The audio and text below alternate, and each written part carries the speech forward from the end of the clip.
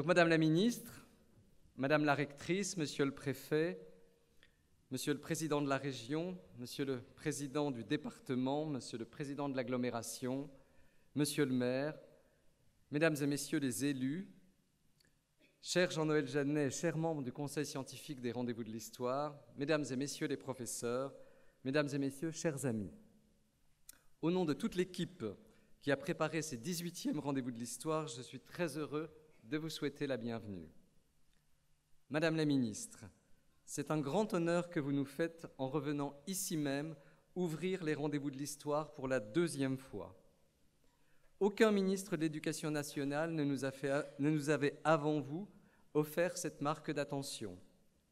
Elle témoigne assurément de votre grande considération pour les professeurs d'histoire et pour la discipline qu'ils enseignent. Non seulement vous nous faites l'amitié d'une 2e visite, mais vous avez exprimé le souhait de rester plus longtemps parmi nous afin de rencontrer des chercheurs et des enseignants en histoire pour mieux comprendre leur quotidien en discutant directement avec eux. Vous confirmez ainsi l'importance de nos rendez-vous comme lieu d'échange entre le ministère, son administration, les corps d'inspection, les chercheurs et les enseignants. Ces différents cercles se retrouvant à Blois afin de réfléchir et de dialoguer sur la meilleure manière d'enseigner l'histoire aux élèves afin d'en faire des citoyens du monde et de les outiller pour mieux s'y mouvoir. Au-delà des professeurs, ce sont tous les amoureux de l'histoire que nous attendons ce week-end et ils seront plus de 40 000 à fréquenter, si la SNCF le veut bien, à fréquenter les salles de la ville de Blois transformées pour l'occasion en immense université populaire.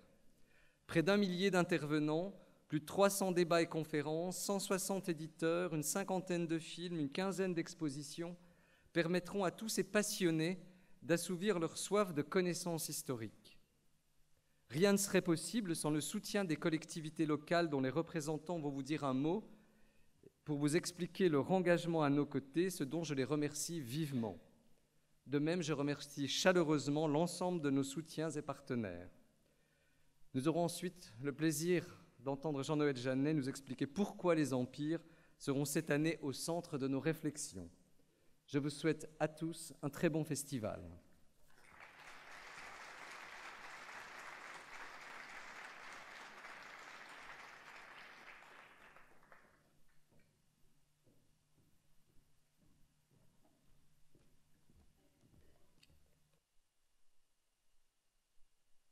Madame la Ministre, chère Najat, Monsieur le Président,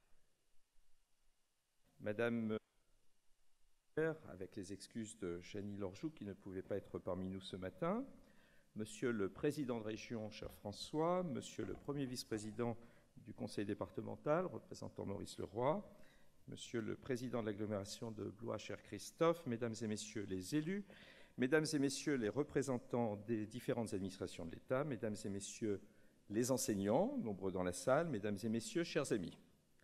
Je suis, comme chaque année, très heureux de vous retrouver ici, dans la Halle aux Grains de Blois, pour l'ouverture de cette 18e édition des Rendez-vous de l'Histoire. Ces rendez-vous uniques en France, qui sont, à l'évidence, l'un des premiers événements culturels de l'année en région Centre-Val de Loire. Un succès qui attire des historiens, des amateurs et tout simplement des amoureux de l'histoire.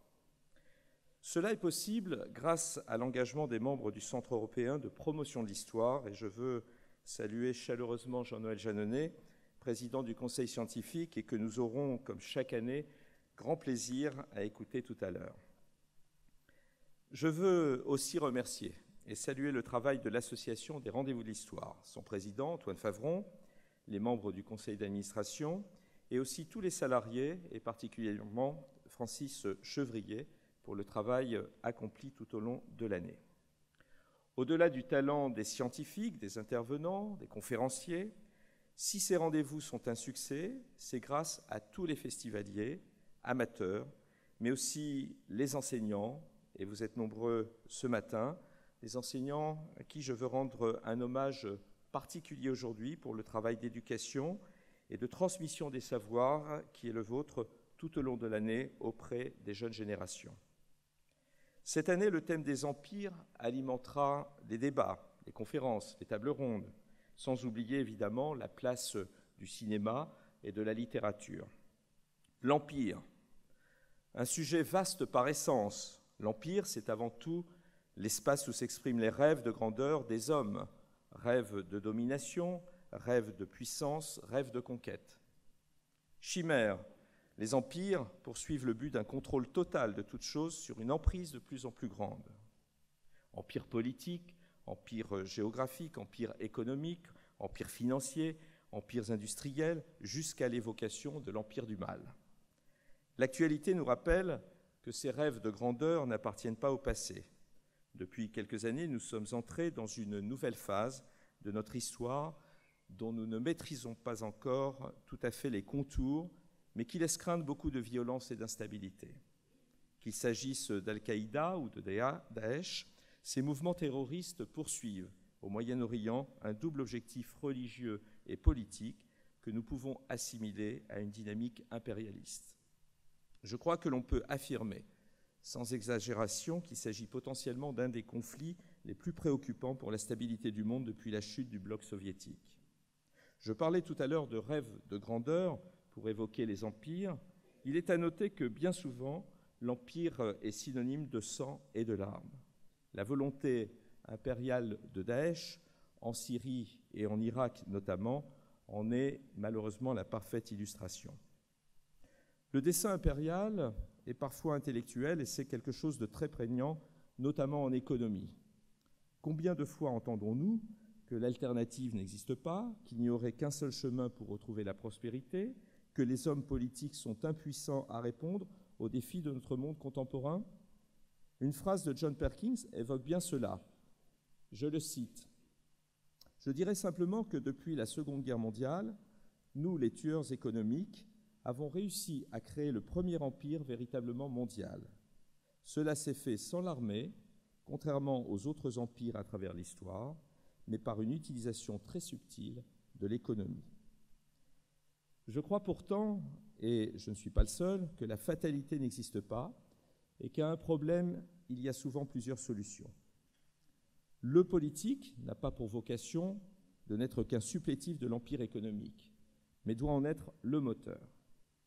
J'ai une pensée pour Bernard Maris, venu à Blois en 2013 pour nous parler de Maurice Genevoix, qui a porté durant de longues années le combat pour une approche de l'économie, combattant le fatalisme et le caractère inéluctable de l'approche néolibérale de nos économies de marché. À notre échelon, dans notre implication locale, je suis sûr que le politique détermine, oriente, décide. À travers nos choix d'investissement, la conduite de nos politiques publiques, nous avons, et malgré les contraintes budgétaires auxquelles nous sommes confrontés, nous avons capacité à arbitrer, à prioriser et finalement à imprimer des orientations fondées sur des valeurs et dans le respect des rendez-vous démocratiques qui garantissent l'équilibre de notre régime. Dans le domaine de la culture, à Blois, nous assumons ce choix d'un engagement fort et volontariste. Il en va évidemment de l'émancipation des esprits, de la liberté d'expression, de création et d'opinion. Il en va de la garantie de la démocratie. La ville reste le premier partenaire de ces rendez-vous, parce que la culture est aussi un vecteur d'activité économique, de bien vivre sur un territoire. Je voudrais saluer Maurice Leroy et remercier François Bonneau ainsi que l'État qui s'engage à nos côtés, mais aussi remercier tous les partenaires privés qui marquent leur attachement au territoire. Des mécènes privés, des entreprises dont la reconnaissance est aujourd'hui plus forte grâce à l'économie au rendez-vous de l'histoire. Alors une belle reconnaissance, a été dit par Francis Chevrier, une belle reconnaissance de ce festival par votre présence, comme l'an dernier, Madame la Ministre, nous ne pouvions espérer mieux. À n'en pas douter, cette 18e édition sera une bonne cuvée dans un territoire viticole, j'ai plaisir à le dire, la cuvée des empires. Je vous remercie de votre attention.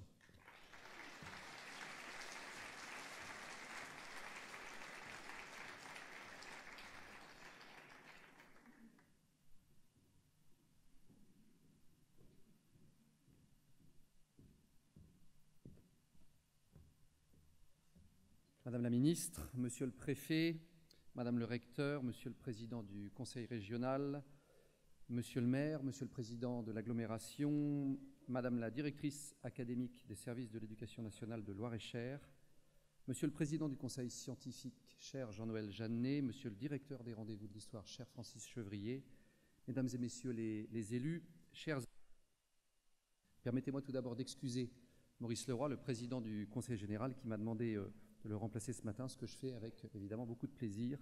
Être ici est toujours pour moi un plaisir renouvelé. Une image terrible a marqué tous les esprits ces dernières semaines. Cette image, c'est celle de l'enfance victime, de l'innocence détruite par la haine, la peur, la barbarie. L'image du petit Elan, allongé sans vie, sur le sable d'une plage turque, a bouleversé l'opinion et rappelé à chacun d'entre nous la terrible réalité d'un monde fracturé, démuni face à la terreur, au fanatisme et à ses conséquences. Je ne pouvais débuter cette intervention dans le cadre des rendez-vous de l'histoire sans l'ancrer dans l'actualité immédiate, tant celle-ci interroge nos systèmes et configurations politiques actuelles. Hier, régi et dessiné par des vastes empires, puis par des États-nations, le monde peine aujourd'hui à proposer des modèles politiques véritablement efficaces pour lutter contre les menaces qui le traversent. Cette année si particulière, marquée notamment en France par des attentats terrifiants, nous amène à nous poser ensemble des questions fondamentales. L'empire de la peur a-t-il succédé aux empires et États traditionnels? Que peuvent les démocraties face à ces puissances de mort? Ces questions graves, essentielles, traduisent tout le sens de l'étude historique et rappellent la raison d'être d'un événement tel que les rendez-vous de l'histoire de Blois. Interroger le présent à l'aune du passé, combattre l'obscur par le savoir, le débat et l'échange sont, je le crois, les missions fondamentales de l'histoire. Sans connaissance du passé, nous nous trouvons à la merci de tous les extrêmes et de toutes les folies. Si à chacune de leurs éditions, les rendez-vous de l'histoire étonnent par la pertinence et l'actualité du thème retenu, c'est parce que l'histoire rend actuels et présents tous les sujets et toutes les interrogations humaines. La question des empires, ainsi, nous pousse à réfléchir aux notions de domination, de conquête de frontières, d'assimilation ou d'exclusion des peuples, en un mot, à tout ce qui agite notre monde actuel. À l'heure où l'empire de la terreur étend son influence, l'histoire nous est plus que jamais indispensable. Modestement et sans prétendre parler en historien, je souhaite partager avec vous quelques éléments de réflexion sur les empires. Un élément frappe d'emblée. Les empires, au regard de l'histoire, ont très majoritairement dirigé le monde. Empires romains, mongols, carolingiens, chinois, britanniques ou américains ont tour à tour et parfois simultanément régné sur une partie plus ou moins vaste du monde. Si le terme d'empire réunit tous ces ensembles dans la postérité historique, leurs différences sont pourtant bien plus nombreuses que leurs points communs. En réalité, aucune définition n'apparaît pleinement satisfaisante ni universelle. Qu'ils soient politiques, géographiques, militaires, culturels, coloniaux ou bien financiers, aucun empire ne ressemble à un autre. À la différence des États-nations modernes basés sur un socle et un modèle commun, les empires se dérobent à toute tentative de définition stricte. Fluctuant, mouvant, croissant, l'empire est un corps en mouvement, une force qui va. C'est sans doute ce mouvement qui empêche de contenir les empires dans les frontières de la définition. L'empire ne vit que parce qu'il croît en taille, en puissance, en influence, et parce qu'il croît, si l'on joue sur l'homonymie, en un chef, en une influence, en un destin. Ceci jusqu'au déclin et à la chute. Comme le rappelle en effet l'éminent Jean Tullard, spécialiste incontesté de Napoléon Ier et de l'Empire, l'un des seuls traits communs aux empires de toute nature est leur fin inéluctable. La question de la fin des empires pose en outre celle de leurs limites. Penser l'empire, c'est penser la démesure de la conquête, de la taille, de la soif de pouvoir et de domination. Imaginez qu'à son apogée au XIIIe siècle, l'empire mongol couvrait plus de 30 millions de kilomètres carrés. Cette démesure, précisément, contient en elle le germe de la chute. Du déclin de l'Empire romain à Waterloo, aucun empire n'a survécu à son insatiable expansion. Aujourd'hui, les empires existent encore, qu'ils en portent le nom ou pas. Cependant, la révolution numérique en marche et la mondialisation économique et technologique rebattent les cartes des systèmes politiques traditionnels. Qu'adviendra-t-il de l'empire américain demain? La Chine dirigera-t-elle le monde? Le fanatisme religieux étendra-t-il son empire face aux États modernes? Le grand défi de notre temps est de créer des cadres politiques capables d'instaurer et de maintenir la paix. Comme l'exprime l'économiste Daniel Cohen dans son remarquable ouvrage Homo economicus, la mondialisation économique et technologique sera-t-elle un facteur de paix en diffusant des valeurs communes? Ou au contraire, en créant un monde multipolaire, aiguisera-t-elle les vieilles querelles qui avaient conduit les pays européens à basculer vers la guerre? Pour répondre à ce défi et diffuser ces valeurs, je crois profondément en l'Europe. Pas à une Europe de la division et de la dissonance, mais à une Europe sûre de ses valeurs et de ses convictions. Le projet européen de Robert Schuman et de Jean Monnet se proposait avant tout de lutter contre les menaces et l'expansionnisme guerrier. L'Europe saura répondre aux grands enjeux de notre temps si elle parvient à parler d'une même voix.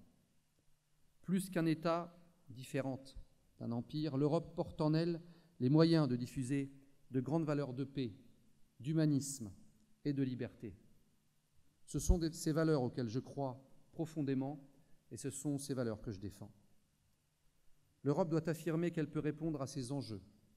L'Europe doit affirmer qu'elle est une réponse crédible aux évolutions du monde. Mes chers amis, que ces rendez-vous de l'histoire nous soient, comme chaque année, le plus profitable et enrichissant possible, et que tous ces échanges et ce savoir partagé aident à tous nous éclairer. Je vous remercie.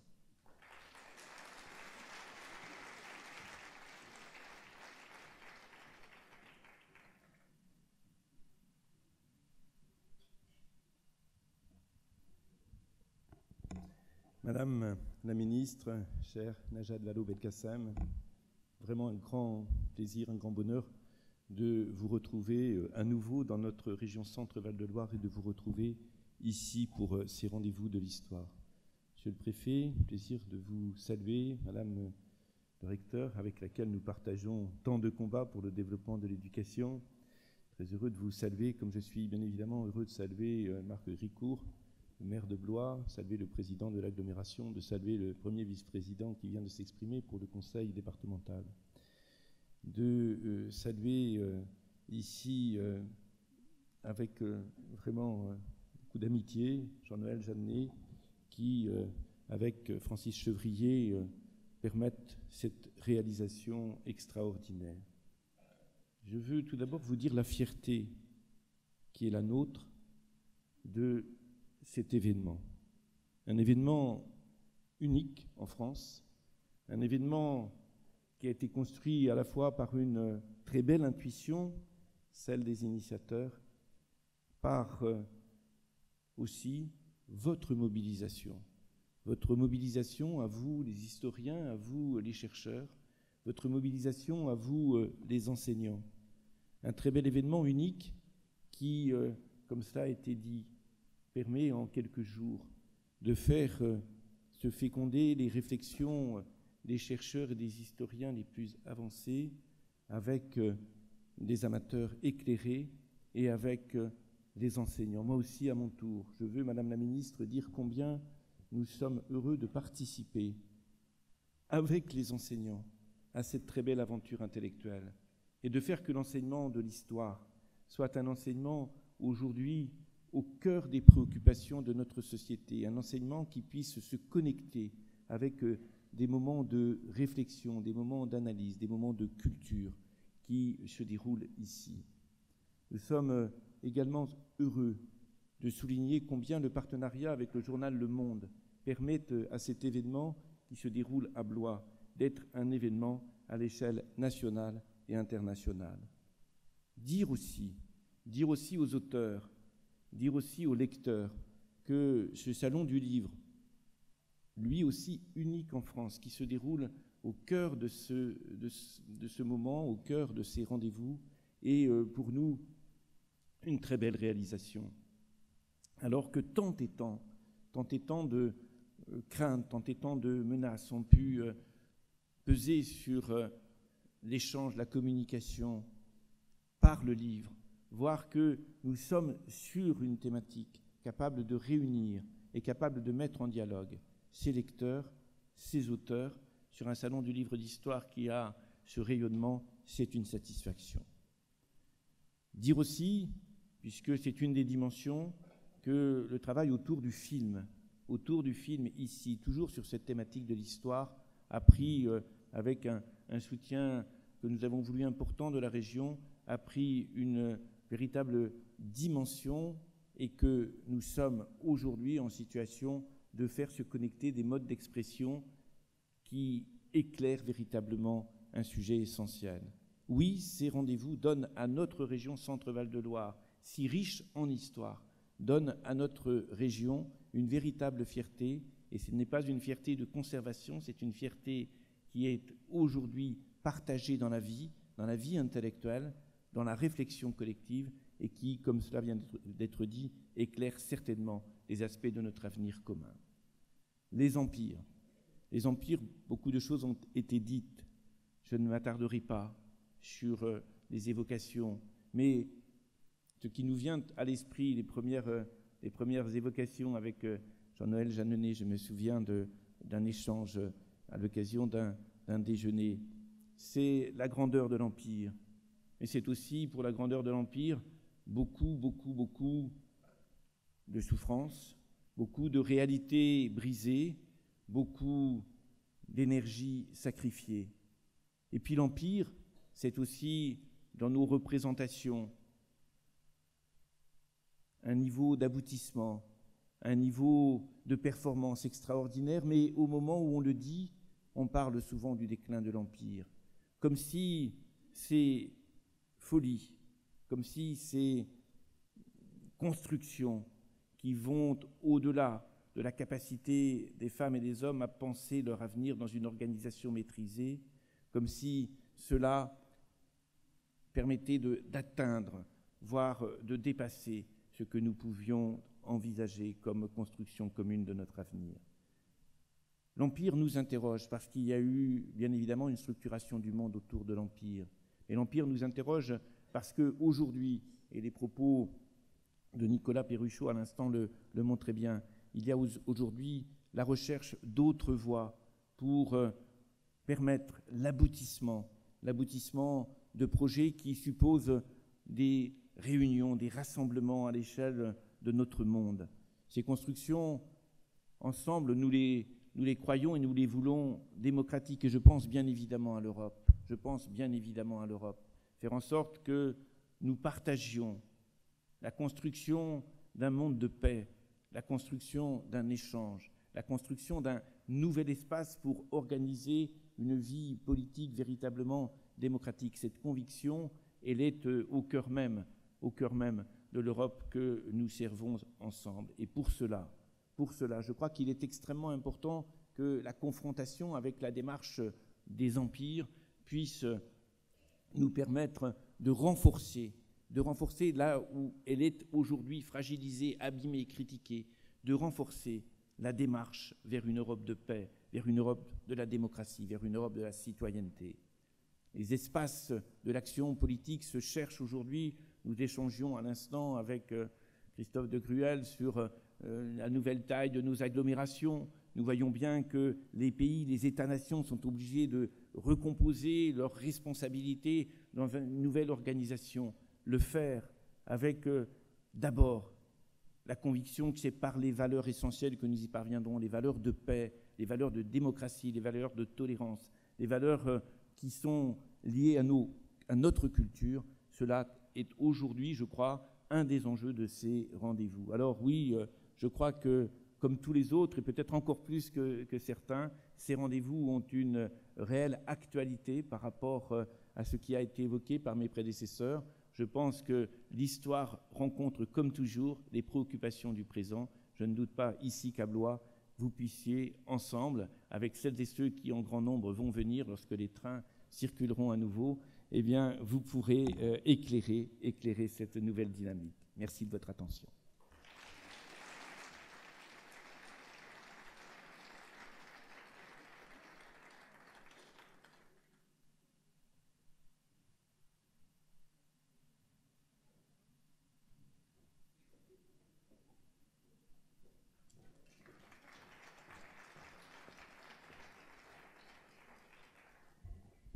Bien. Monsieur le Président de la Région, Monsieur le Vice-président du Conseil départemental, Monsieur le maire, j'ai envie de dire, Mesdames et Messieurs, les élus de ce territoire dont j'imagine bien la fierté d'accueillir un tel événement. Monsieur le Président de cette 18e édition, Monsieur le Président du Conseil scientifique, cher Jean-Noël Jeannet, Mesdames et Messieurs et chers amis. Les empires, ce sont peut-être ceux qui ont vécu leur déclin qui en parlent le mieux. Dans les premières pages de la Confession d'un enfant du siècle, de Musset, la chute de l'Empire napoléonien apparaît dans toute son ampleur, à travers le désarroi de la jeunesse. Permettez-moi de vous en relire un passage. Alors, il s'assit sur un monde en ruine, une jeunesse soucieuse. Tous ces enfants étaient des gouttes d'un sang brûlant qui avait inondé la terre. Ils étaient nés au sein de la guerre, pour la guerre. Ils avaient rêvé pendant 15 ans des neiges de Moscou et du soleil des pyramides. Ils n'étaient pas sortis de leur ville, mais on leur avait dit que par chaque barrière de ces villes, on allait à une capitale d'Europe. Ils avaient dans la tête tout un monde. Ils regardaient la terre, le ciel, les rues et les chemins. Tout cela était vide, et les cloches de leur paroisse résonnaient seules dans le lointain. Il est cependant un empire qui ne décline jamais. C'est celui qui exerce sur les esprits de France et d'ailleurs l'histoire. Ces rendez-vous de Blois en sont une illustration merveilleuse. Et c'est pourquoi je voulais être parmi vous. D'abord pour saluer et remercier les organisateurs, chacun des intervenants, chacun des enseignants présents dans cette salle, que je sais nombreux et fidèles à ces rendez-vous. Ici, dialogue, comme vous le dites si bien, l'universitaire et le pédagogue, entre exigence de la recherche et nécessité de la transmission. Ce sont là les enseignements de demain que vous contribuez à élaborer, avec une rigueur et un engagement qui sautent aux yeux à chaque fois, à travers les thèmes que vous retenez. L'année dernière, vous aviez consacré votre édition aux rebelles, et vous vous attaquez donc aujourd'hui aux empires. C'est là une vaste et belle ambition, et en même temps qui montre à nouveau votre goût pour la logique, car cela répond à une indéniable logique. Combien d'entre nous ont grandi sous l'ombre de cette bannière impériale plantée au cœur de la Gaule et qui ouvrait invariablement tous les albums d'Astérix, dont le village résiste toujours aux envahisseurs. Chacun sait que tout empire a ses rebelles, qu'ils prennent l'apparence dans les œuvres de fiction d'un Gaulois moustachu ou d'un jeune chevalier Jedi accompagné d'une princesse. Oui, l'empire et les rebelles et l'empire, l'un ne va pas sans l'autre. Votre thème, cette année encore, convoque au galop notre imagination. C'est cet empire romain dont l'étendue peut laisser encore aujourd'hui rêveur quand on contemple les cartes et qu'on songe quand même que tout cela est parti de quelques villages du Latium. C'est l'empire byzantin dont les splendeurs et les ors continuent d'habiter l'actuel Istanbul. Et en évoquant cet empire, je ne peux m'empêcher devant vous de saluer bien sûr la mémoire de Gilbert d'Agron, défricheur infatigable de cette histoire, qui nous a quittés en août dernier, laissant un grand vide derrière lui. C'est encore cet empire de Charles Quint sur lequel le soleil ne se couchait jamais et qui nourrit si vivement les drames romantiques d'Hugo et de Musset. Ce sont ces empires d'Orient qui laissèrent tant de voyageurs éblouis, Et que dire encore de l'Empire napoléonien qui lègue à Paris, non loin de la rue de Grenelle en particulier, tant de monuments. Bref, tant et tant d'empires qui vécurent parfois ce que vivent les roses l'espace d'un matin. Tant d'empires qui mêlent dans leur histoire le meilleur et le pire de l'humanité, l'exploration et l'exploitation, les rencontres et les conflits. Oui, ces empires, ces mastodontes des siècles passés, que l'on pourrait croire relégués aux étagères des cabinets de curiosité, continuent de vivre encore aujourd'hui et nous fournissent bien de quoi penser. Edgar Morin puise ainsi, dans un exemple passé, du courage pour l'avenir. L'improbable s'est très souvent produit dans l'histoire. Athènes, petite bourgade minable, a 2 fois résisté à l'énorme empire perse, et grâce à cette résistance, la philosophie et la démocratie sont nées, rappelle-t-il. De ces empires passés, il reste souvent des ruines, celles sur lesquelles des générations de poètes et de penseurs se sont plu à méditer. Et pourtant, sans le travail conjoint des historiens et des archéologues, qui dès la fin du XVIIIe siècle ramenèrent à la surface les vestiges de Pompéi et d'Herculanum, ces ruines n'auraient jamais pu être offertes à leur contemplation. Sans les historiens, dans quel spectacle le promeneur solitaire aurait-il puisé sa réflexion? Vous êtes toutes et tous des passeurs précieux, parce qu'entre le passé et le présent se forge une alliance indispensable pour ouvrir le futur. Nous, qui avons pour charge dans le modeste ministère de l'Éducation nationale de vous fournir les outils du forgeron, nous avons veillé dans la rédaction des nouveaux programmes d'histoire à ne pas l'oublier. Avant de vous rejoindre ici, je feuilletais dans la voiture à nouveau les pages des programmes, les programmes d'histoire de tous les cycles, de l'école primaire jusqu'à la fin du collège, qui voient se dessiner peu à peu, et dès le début de l'école primaire, ces empires, les empires de l'Antiquité, cet empire romain qui, d'abord en CM1, s'observe au travers des monarchies mérovingiennes et carolingiennes, avant de faire l'objet en 6e d'un thème qui lui est entièrement dédié, où s'abordent également ses relations avec les empires orientaux, comme celui de la Chine des Han. De page en page, arrivant en classe de 5e, c'est la naissance et l'évolution des empires qui est appréhendée à travers les contacts entre la chrétienté et l'islam, aussi bien dans les échanges culturels et commerciaux que dans les guerres. Puis, l'Empire toujours, en France cette fois-ci, avec Napoléon bien sûr, la Révolution, l'Empire en classe de 4e, avant d'arriver en classe de 3e aux empires coloniaux et à la fin apparente des empires au cours du XXe siècle. Je vous rassure, je ne vous dis pas cela pour reprendre l'intégralité du programme et vous en faire une lecture commentée. Je sais par ailleurs que vous recevrez cet après-midi Michel Lusseau qui le fera parfaitement, mais c'était une façon de vous dire cependant que loin d'un certain nombre de caricatures entendues ce printemps dernier, la réalité, c'est que ces nouveaux programmes d'histoire veillent à aborder l'histoire avec un double souci, celui de la continuité d'une période à l'autre, d'une classe à l'autre, d'un cycle à l'autre, et celui de l'approfondissement. Le savoir historique, dans toute sa complexité, se construit, vous êtes bien placés pour le savoir, les enseignants, par strates successives. C'est cette dimension-là que retranscrit l'organisation des apprentissages prévus par les nouveaux programmes au cours des différents cycles de la scolarité obligatoire. Une organisation des apprentissages qui est pensée de manière spiralaire. Attention, jargon, nous dira-t-on. Non.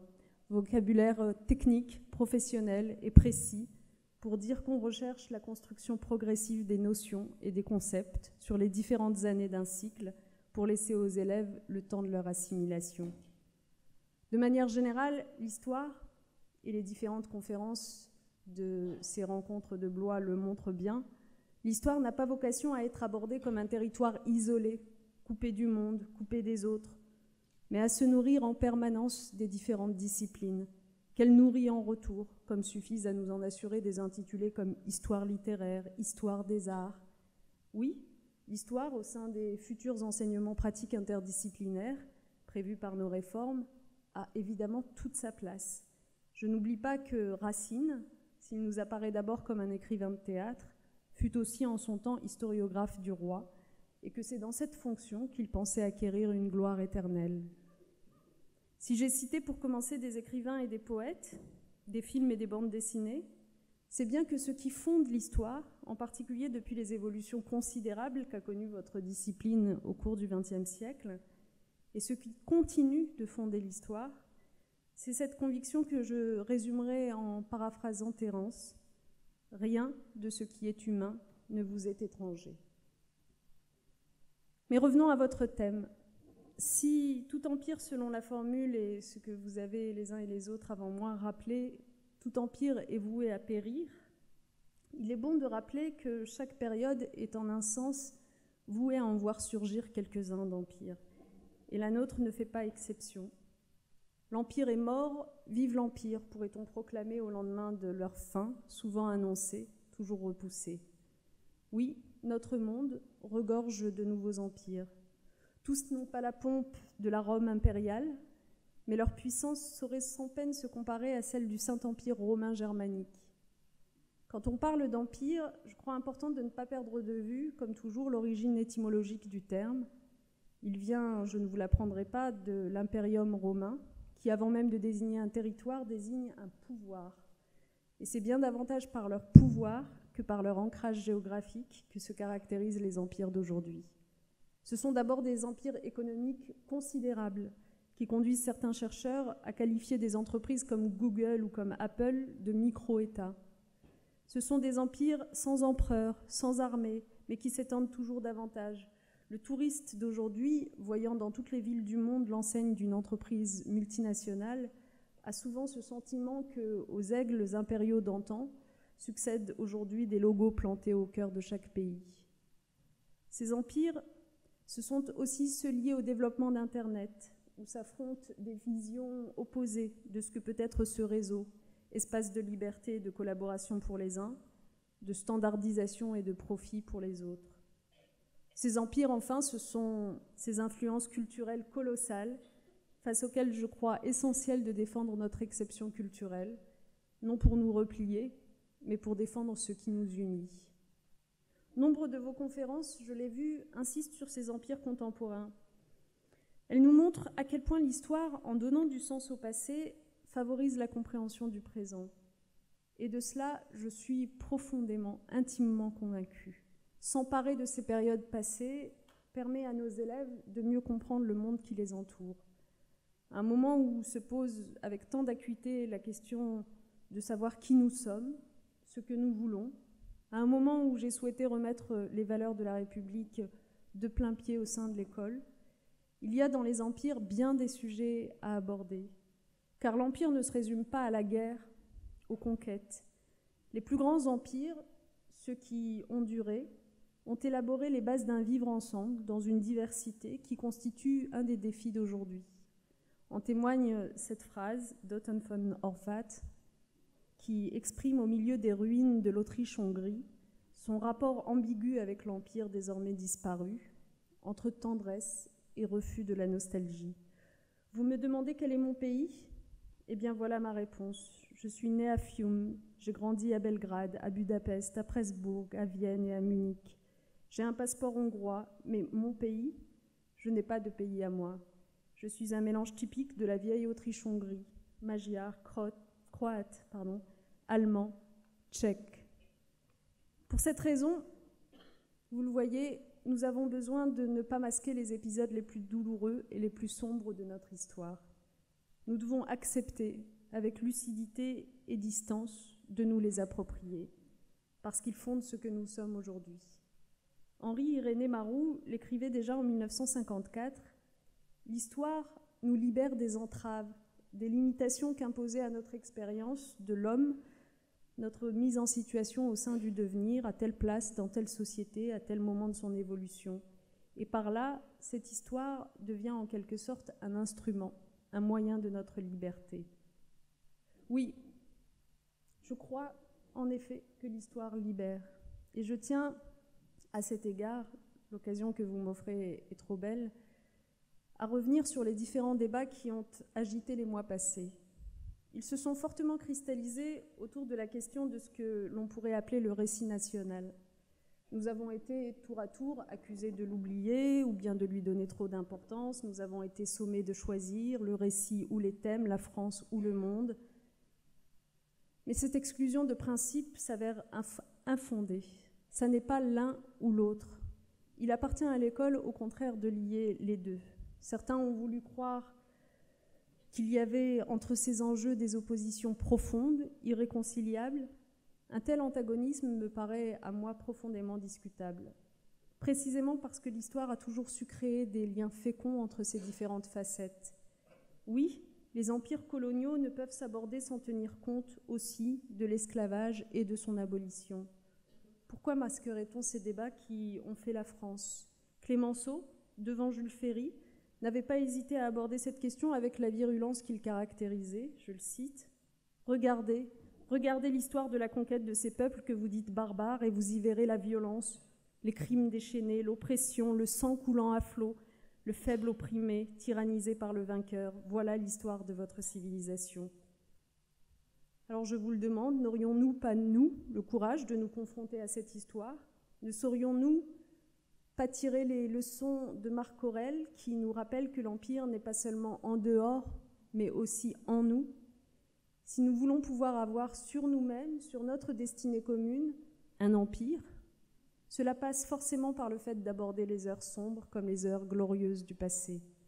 Car le non-dit ne résout rien, le non-dit nourrit la rancœur, alimente ce repli communautaire qui constitue à bien des égards un réel danger d'aujourd'hui. Aborder ces questions, ça n'est pas entrer dans je ne sais quelle repentance. C'est éviter de bercer nos élèves dans une illusion qui, lorsqu'elle se dissipera, engendrera une rancœur réelle, un étonnement légitime. Oui, nous devons aborder avec eux les sujets les plus difficiles si nous voulons nous donner les moyens d'expliquer et de fournir à tous nos élèves des piliers solides pour comprendre le monde d'aujourd'hui. Si l'histoire, comme le souligne Paul Ricoeur dans Temps et Récit, permet de donner forme à l'informe, d'ordonner le passé pour lui donner du sens, cela n'en aurait aucun que de faire une histoire qui serait une simple hagiographie. Mais en même temps, si nous ne mettons pas l'histoire de la France au cœur des enseignements, nous courons un autre risque, celui de ne jamais permettre à l'élève de s'emparer de cette histoire. Face à l'immensité des histoires passées, l'élève peut parfois se sentir dans un immense labyrinthe qui n'a rien à envier à celui de Dédale. Il est évidemment de notre responsabilité de lui offrir un fil conducteur. Ce fil d'Ariane, peut-être faudrait-il l'appeler le fil de Marianne, car ce fil, c'est l'histoire de France. Ce fil ne doit pas entraver l'élève, il doit lui permettre de découvrir progressivement l'histoire européenne et l'histoire mondiale. Oui, pour donner à l'élève ce plaisir du savoir qui nous réunit ici aujourd'hui, nous devons commencer par lui faire prendre conscience de la façon dont l'histoire peut être vécue au quotidien, là où il vit, à travers les monuments, à travers les témoignages de sa famille, à travers l'espace qu'il parcourt pour aller à l'école. Les occasions ne manquent pas, quel que soit le territoire, de lui rappeler que le temps est une dimension essentielle de l'existence humaine. Et c'est sur cette présence, je le sais, que de nombreux enseignants s'appuient déjà pour initier, dès le plus jeune âge, leurs élèves à l'histoire.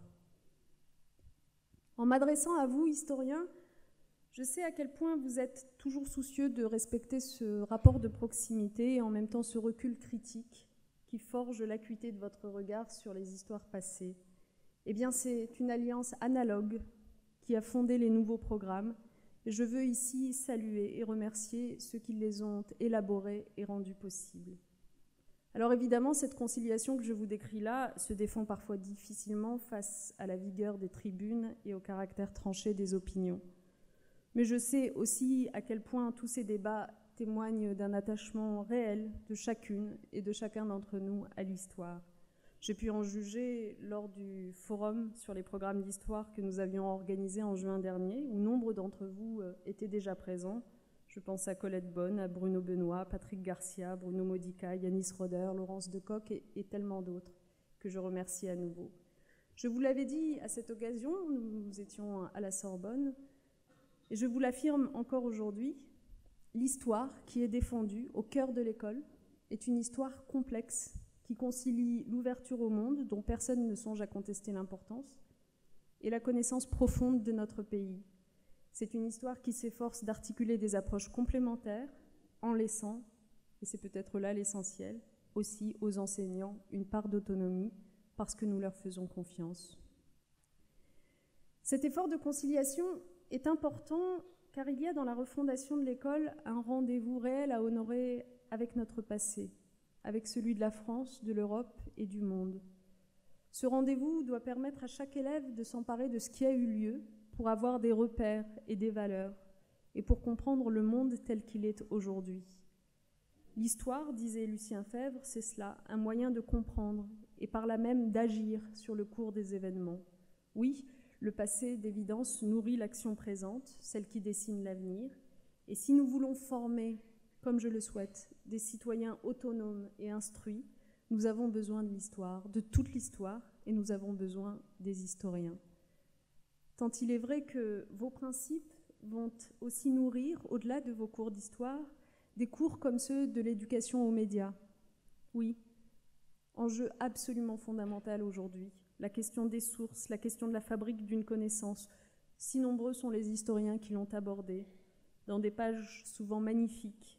Dans votre savoir-faire, il est urgent que nous prenions les outils dont nos élèves ont besoin face à l'abondance des informations.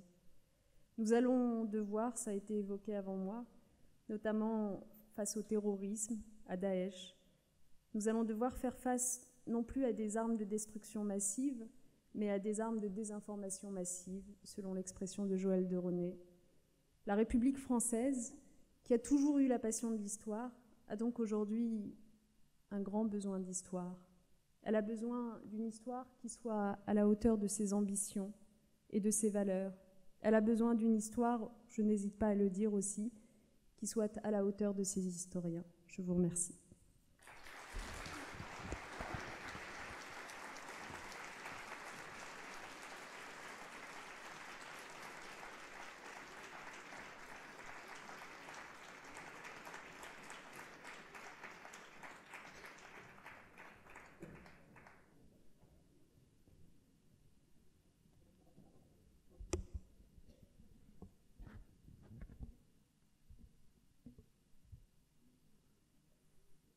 Très chère Madame la Ministre, Mesdames et Messieurs, et peut-être me permettrez-vous de dire mes chers amis, puisque l'amitié naît de la longue durée et qu'il m'a été donné 12 fois déjà d'avoir le privilège d'esquisser quelque chose comme le début de la description de la richesse des thèmes que nous avons choisis. Et forcément, je me reporte toujours dans ce cas-là à un tout petit peu moins qu'un an en arrière, c'est-à-dire à l'instant où j'avais eu la chance de pouvoir vous annoncer le thème de l'année prochaine, de l'année suivante, comme je vous l'annoncerai dimanche prochain. Ce sera d'ailleurs un thème... non, je ne vous dirai pas. Vous verrez, patience. En tout cas, celui-ci, nous avons le sentiment qu'il était propre à surprendre un peu d'abord. Et d'ailleurs, j'ai en mémoire quelque chose comme une sidération qui avait frappé ces bancs, encore plus nombreux, mais je ne reviendrai pas sur les défaillances de la SNCF. Vous traduirez, si vous voulez bien, vous répercuterez ces propos à ceux qui viendront plus tard.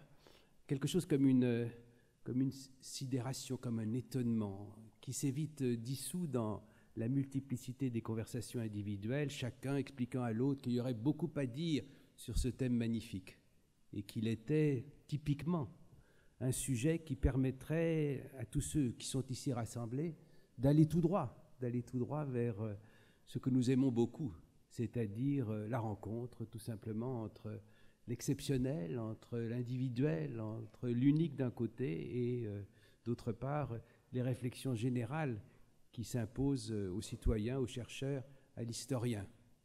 Vous avez cité, Madame la Ministre, un poète romantique, Alfred de Musset. Vous me permettrez d'en citer un autre, non pas que je veuille naturellement me laisser aller avec vous à je ne sais quelle compétition. Mais enfin, vous citez Musset, je citerai Vigny et je le ferai après Jean-Baptiste Durosel, qui était la génération précédente, vous le savez, un des grands maîtres de l'histoire internationale, et qui a publié un livre qui s'appelait, le titre a fait florès, le contenu est très intéressant aussi, qui s'appelait « Tout empire périra ». Tout empire périra. J'y reviendrai tout à l'heure, mais Durosel, dans ses cours, aimait beaucoup rapprocher un propos de Vigny et un autre de Lecomte de Lille. le propos de Vigny, c'était « Aimez ce que jamais vous ne verrez deux fois ».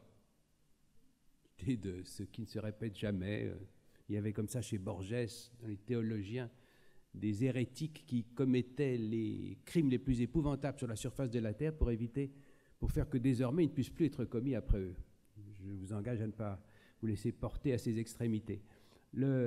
Aimer ce que jamais vous ne verrez deux fois, c'est tiré de La Maison du berger.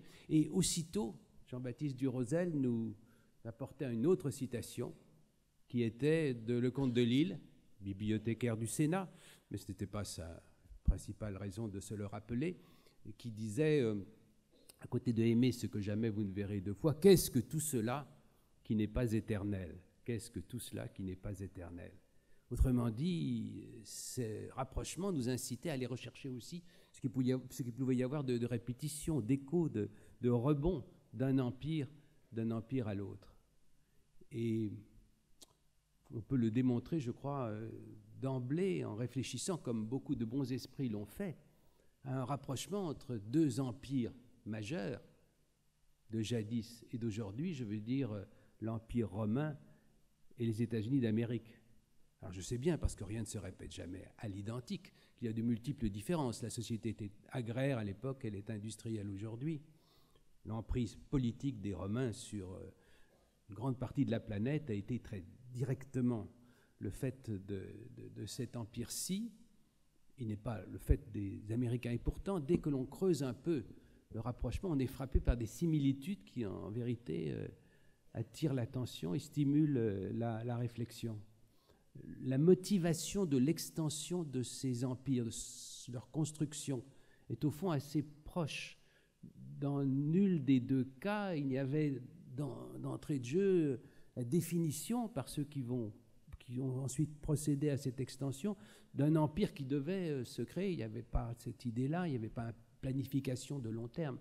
Il y a eu par moments successifs des ressorts qui se retrouvent dans les deux cas. Naturellement, certains ressorts liés à la cupidité, disons à l'ambition économique pour être plus respectueux, mais aussi d'autres qui sont tout simplement l'effet de la marche en avant par proximité, parce que l'on craint toujours que le voisin vienne empiéter sur ce que l'on est et mettre en cause la stabilité. Au fond, on va de marche en marche au sens traditionnel de la marche. On conquiert ce qui est proche et puis ensuite ce qui est proche, puisque ce qui est plus proche menace ce qui était avant un peu moins distant. Au fond, la doctrine de Monroe sur l'Amérique latine, ça n'est pas très différent. Et l'emprise de l'Amérique sur les Antilles n'est pas à classer ailleurs que la manière dont les Romains, de siècle en siècle, à partir de ce petit village du Latium qui était évoqué tout à l'heure, ont réussi cette prodigieuse extension. Mais il y a bien d'autres aspects qui attirent l'attention et qui poussent à songer à des similitudes. D'abord, l'organisation même de ces deux empires, avec l'organisation d'un commerce, au sens traditionnel et classique du terme, d'un commerce, d'une relation spécifique avec les différents éléments de ces empires, avec une réflexion constante sur l'autonomie que l'on peut et que l'on doit laisser à ceux-ci. Il y a beaucoup de spécificités apparentes de la clientèle des pays dominés par Rome, avec décentralisation des décisions, mais en même temps emprise très, très étroite pour vérifier qu'il n'y ait pas de dérive. Vous vous rappelez, dernière petite concurrence avec vous, Madame la Ministre, je vous promets qu'il n'y aura pas d'autre. Vous citez Racine, je citerai Corneille, et je citerai Nicomède, Prusias, qui dit à un de ses proches « Ah, ne me brouillez pas avec la République. Ah, ne me brouillez pas avec la... » Vous entendez la République romaine. Le souci que nous entendons parfois, y compris sur nos rivages, de ne pas faire de peine aux États-Unis d'Amérique. Ah, ne me brouillez pas avec Obama, Bush, etc. On trouve aussi des relations dans l'ordre de la culture qui ne sont pas sans intérêt. Il me semble que la Grande-Bretagne espère ou a espéré longtemps pouvoir jouer par rapport à l'Amérique le rôle que la Grèce a joué par rapport à Rome. Je veux dire infériorité militaire, infériorité économique, mais supériorité culturelle. La Grèce vaincue qui a conquis Rome, et nous savons bien que toute la culture romaine des élites se développe largement en grec.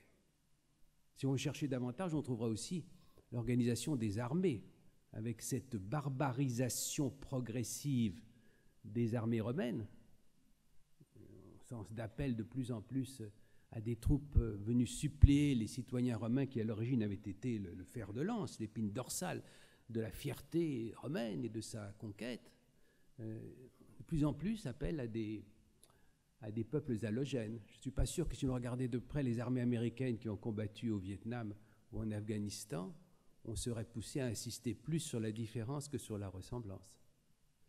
Il y a donc là toute une série de points qui, je crois, méritent la réflexion. Alors évidemment, il y a un moment où il faut s'arrêter, c'est la question de la fin de l'Empire romain, parce que nous ne voulons pas être désobligeants à l'égard de nos alliés, bien sûr, même si, comme il a été dit tout à l'heure, le déclin puis la chute de l'Empire romain ont été depuis très longtemps un sujet d'étude, de curiosité majeure. Le livre qui remonte à la fin du XVIIIe siècle, très fameux de Gibbon, a connu un succès qui témoigne de cette curiosité-là, avec toute l'interrogation développée sur les étapes et les raisons et les motifs et les avatars de cette, au sens propre, de ce déclin puis de cette disparition. Est-ce que ces empires se sont-ils effondrés de l'intérieur par une sorte de maladie spécifique qui les aurait minés, ou au contraire est-ce le dynamisme extérieur de plus en plus accablant pour eux des barbares? Est-ce qu'il y a eu de brusques invasions, ou est-ce qu'il y a eu une infiltration par les autres peuples à l'intérieur de Rome? Voilà des sujets qui ne sont pas également sans intérêt pour aujourd'hui. Et sur cette question du déclin de l'Empire romain, je voudrais attirer l'attention, puisque sa directrice est encore dans le train immobilisée, je me sens parfaitement libre de le faire, sur le dernier numéro de la revue L'Histoire, notre chère revue L'Histoire, qui est précisément consacrée au déclin de l'Empire romain. Alors naturellement, une fois qu'on a fait esquisser ce genre de parallèle, on a envie de prendre du recul inverse, de faire, ce sera mon seul mot en anglais, un zoom en arrière. C'est une formule sui generis. Je ne parlerai pas non plus davantage latin. Même si je me félicite naturellement que le latin et le grec se trouvent revigorés, si c'était possible encore depuis quelque temps.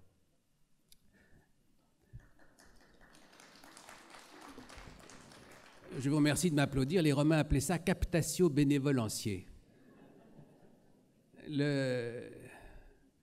fois qu'on a dépassé tel ou tel parallèle, tel ou tel rapprochement, ce qui est nécessaire et ce qui s'impose évidemment, on est tenté, mais je ne le ferai pas, d'énumérer je ne ferai pas même par prétérition, comme on aurait dit à Rome, d'énumérer le nombre formidable des empires qui ont dominé la planète. C'est un système de gouvernement beaucoup plus fréquent que les autres.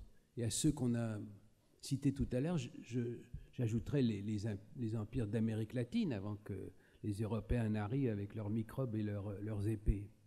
L'Empire aztèque, l'Empire inca et beaucoup d'autres. Je les cite parce que je regretterais qu'ils fussent mis à cette tribune.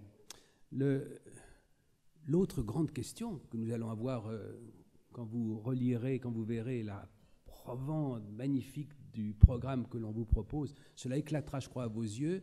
Il y a toute une réflexion sur les autres systèmes politiques qui peuvent avoir été proposés à l'humanité, exercés par elle, pratiqués par elle depuis la nuit des temps, et surtout depuis la période récente.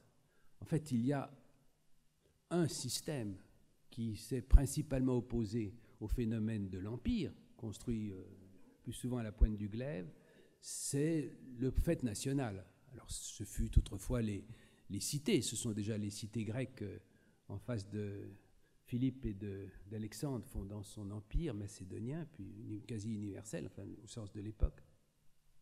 Il y avait les cités grecques, et puis à partir de la Renaissance, on voit bien la tension entre les cités italiennes et la tentation de domination de l'empire habsbourgeois. Et puis il y a le XIXe siècle, qui, je n'ai pas de préférence de siècle en siècle, en tout cas pas pendant que je suis à cette tribune.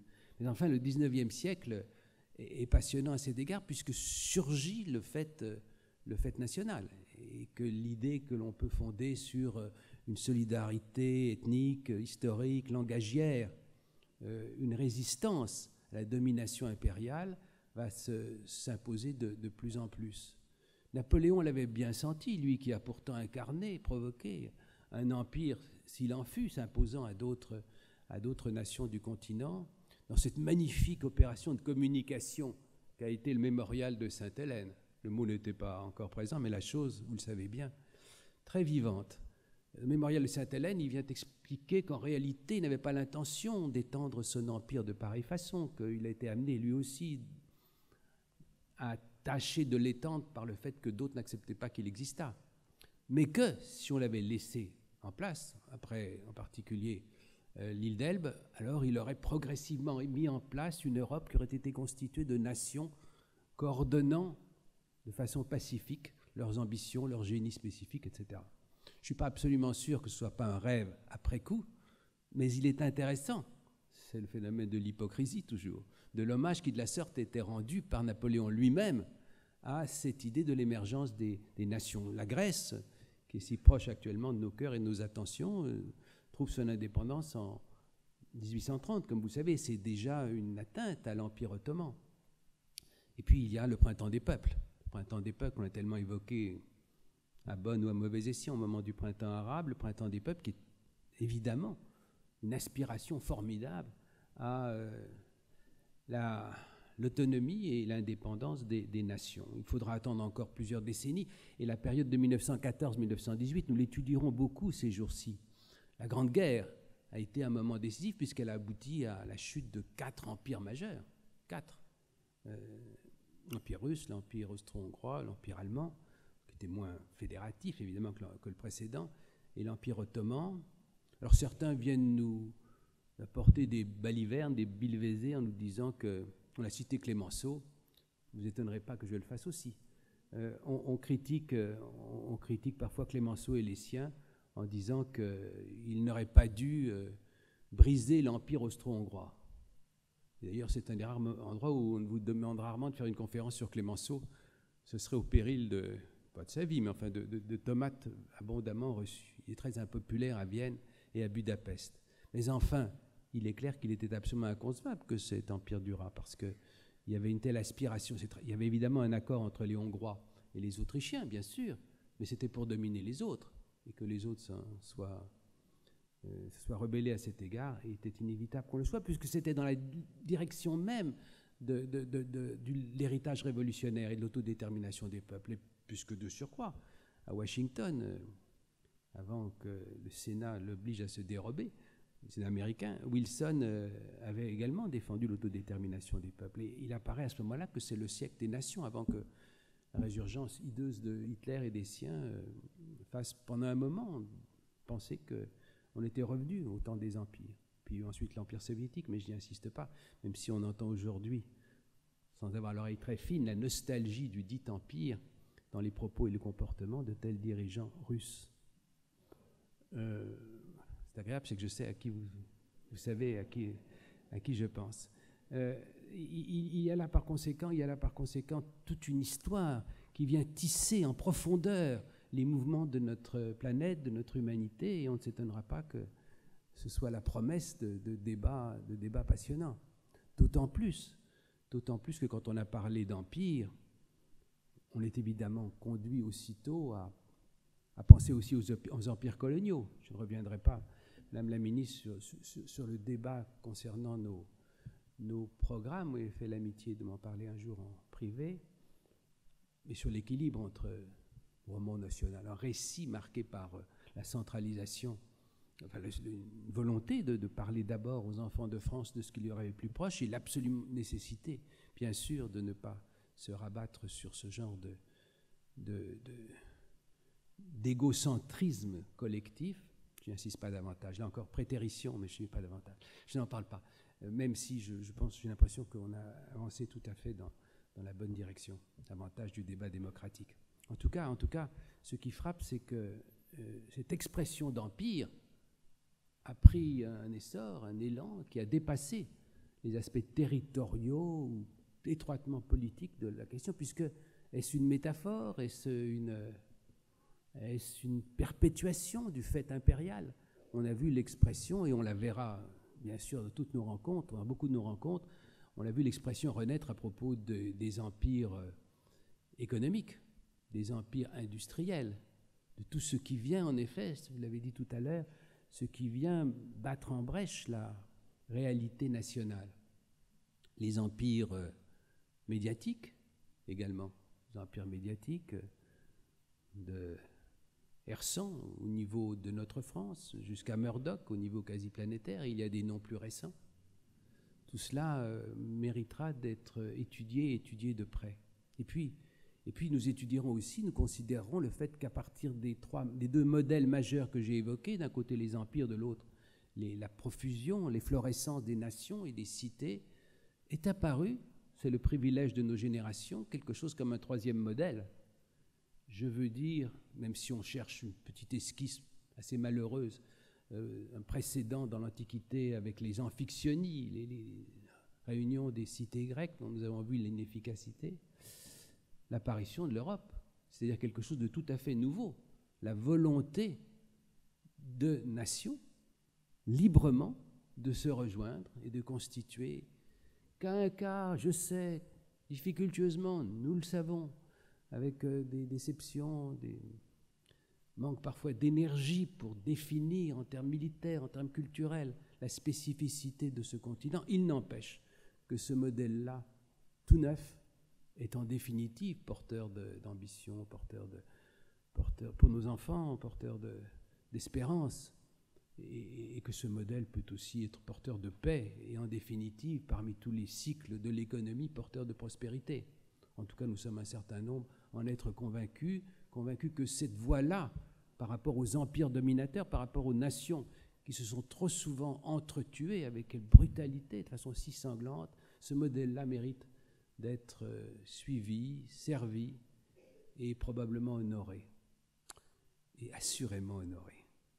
Voilà, vous retrouverez tout ça dans les conférences que vous entendrez, la conférence inaugurale de Serge Kruzinski, j'aurai le plaisir de présenter tout à l'heure, sur la question de savoir si l'histoire est bien armée pour songer à tout ça. Réponse oui, vous le constaterez. Et puis notre président Bernard Guetta, grand journaliste, qui nous parlera pour finir et qui a choisi comme titre le rire posthume des empires. Sont-ils posthumes? Ça n'est pas sûr. Rirent-ils toujours? Assurément non. Mais disons que cette provocation d'un titre accrocheur, les journalistes ont toujours le sens des titres, est faite pour nous aiguillonner, et s'il était nécessaire, pour faire que nous ne quittions pas cet amphithéâtre avant la fin. D'ailleurs, je n'ai pas de doute, on peut arriver en retard, pas de son fait, mais on reste jusqu'au bout. Et on reste jusqu'au bout pour des raisons intellectuelles, parce que nous avons formidablement un besoin d'histoire, et que nous le reprouvons chaque année, d'un point de vue intellectuel, pour le plaisir des histoires, mais aussi d'un point de vue civique. Oui, parce que nous pouvons le dire entre nous, puisque nous sommes entre nous, vous ne le répéterez pas à ceux qui n'ont pas le malheur d'être ici, parce que nous nous aimons beaucoup et que nous sommes contents de nous retrouver ensemble. Je vous remercie de votre attention.